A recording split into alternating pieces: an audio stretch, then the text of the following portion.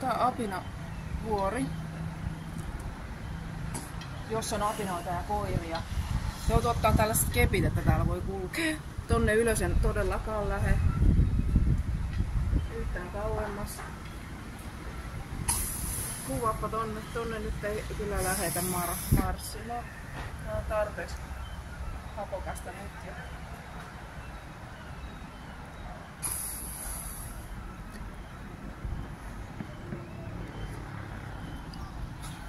Varustautunut kypärä päässä. En mä jätä sitä mihinkään, ne varastaa kumminkin se heti ensimmäisenä. Kellosta mä oon huolissani ja kaaporeista, mutta ei vielä ole lähtenyt mikään. Niitä isoja tuli vastaan äsken, ne katos johonkin kun näillä kepeillä kopistelee.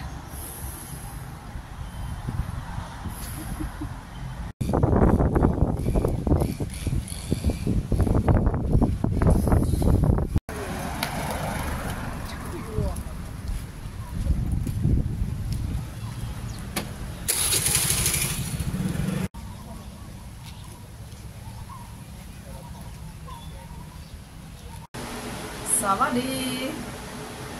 Edelleen Pratsukikirikaan viimeinen päivä meneillään. Jotakuinkin viikko vierähtänyt täällä. Me ollaan oltu halavalla. Ei ole paljon kulunut rahaa, koska ei mene mikään kuljetuksiin sinällään. Meillä on skootteri, toki siihen on mennyt vähän rahaa. Mutta siis alle 10 verran per nokka suurin piirtein päivä. Ja edelleenkin rauhallista ja leppoisaa meininkiä. Tuolla käytiin siinä apinavuori, tai siinä on semmonen temppeli, jossa noi apinoita on aika paljon.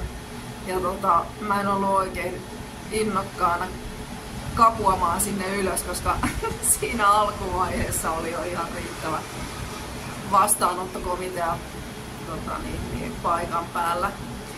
Ja mitäs vielä? Sitten käydään tuossa iltatorilla. Se on joka ilta ja viikonloppuna ei tullut otettua mukaan tätä puhelinta ja kameraa. Niin, siinä on kaikista suurimmat oli silloin, että se on joka ilta kyllä, mutta se on pienemmässä mittakaavassa. Mutta joo, siitä jotain kuvaa ja siinä mä kävin jalkahieronnassa. Täällä voi olla niin 45 minuuttia maksaa vaan 100 patia, eli 2,5 euroa suurin piirtein. Sitten tänään ajattelin ottaa neck and shoulder, eli puoli tuntia niskahartia hierontaa. Sitten mennään sinne, otetaan sitten seuraavaa videoa sieltä Huahinista, niin sinne sitten. Täällä on kyllä ihan kiva ollut. Ihan rauhallista ja mukavaa, rentouttavaa. Sitähän me haluttiin. Tossa vielä kuvaa tuolta. Oi! Pitääks mun mennä ympäri vai mitä mä teen? Näkyykö sieltä nyt mitään vai?